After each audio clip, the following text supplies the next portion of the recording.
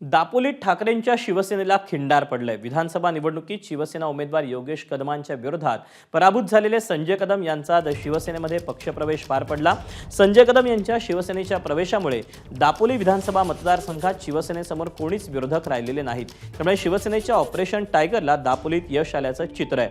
दरम्यान भांडूप चेंबूरमधील काही माजी नगरसेवक, पदाधिकारी, शाखा प्रमुख, महिला सेना आणि शिवसैनिकांनी देखील शिंदेंच्या शिवसेनेमध्ये प्रवेश केला।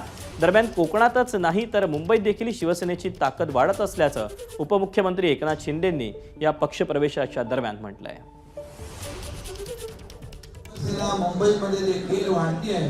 इतर जे अपक्ष, इतर काँग्रेस, इतर पक्षाचे जे लोक आले त्यांची संख्या वेगळी आहे, पण उभाटातून आलेले आता 50 क्रॉस झाले आणि त्यामुळे मुंबईमध्ये देखील शिवसेना वाढती आहे आणि मुंबई महापालिकेवर देखील महायुतीचा भगवा झेंडा या ठिकाणी फडकेल अशा प्रकारचं वातावरण सगळीकडे निर्माण झालेलं आहे। एबीपी माझा, उघडा डोळे बघा नीट।